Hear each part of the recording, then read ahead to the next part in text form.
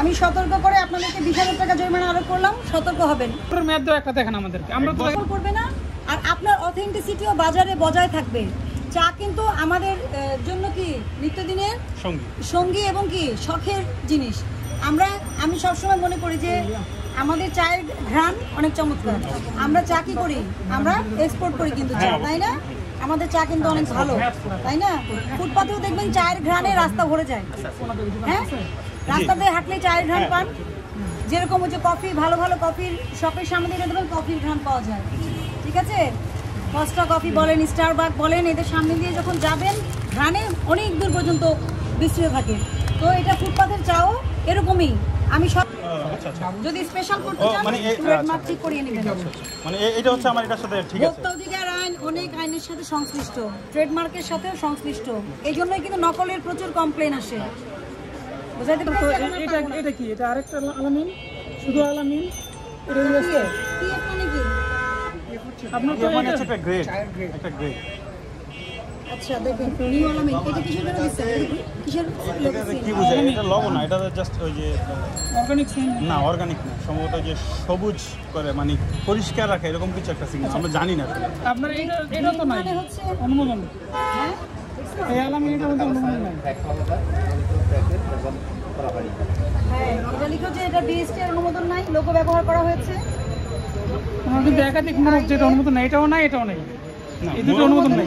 না, মোড়ক তো একটাই থাকে, ডিজাইন একটা, কিন্তু পরবর্তীতে আমরা এটা এই ডিজাইন তো এটা আরেক ডিজাইন। কালার কেন করছি?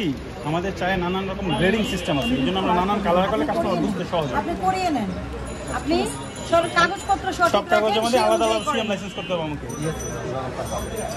সিএম লাইসেন্সের নাম বলা থাকে নিউ আলামিন ব্ল্যাক টি।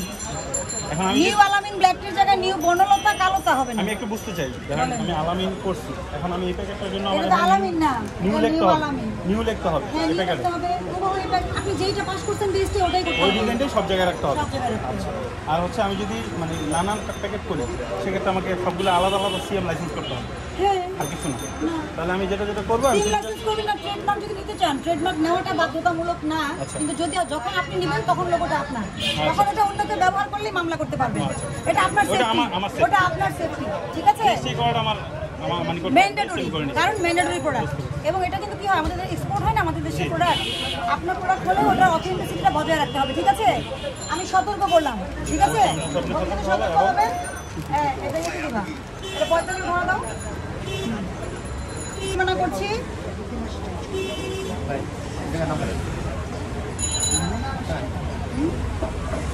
সতর্ক করছি। ঠিক আছে, আপনাদের কয় ধারায় সমস্যা হয়েছে আমি সব দেখিয়ে দিচ্ছি। মৌলিকীকরণের সমস্যা আছে, ঠিক আছে, নিয়ম অনুযায়ী বিজনেস করছেন না।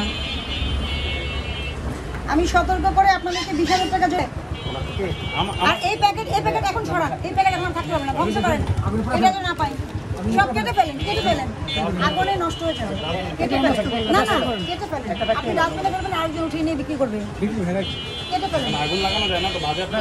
হ্যাঁ, আগুন লাগানো যাবে না, পরিবেশের জন্য এটা ক্ষতি, এটা প্লাস্টিক, তো আপনি এভাবে আগুন লাগাতে পারবেন না। এই যে আমরা ব্যবস্থা নিলাম, আমি এটা বন্ধ করে দিলে তো হয়।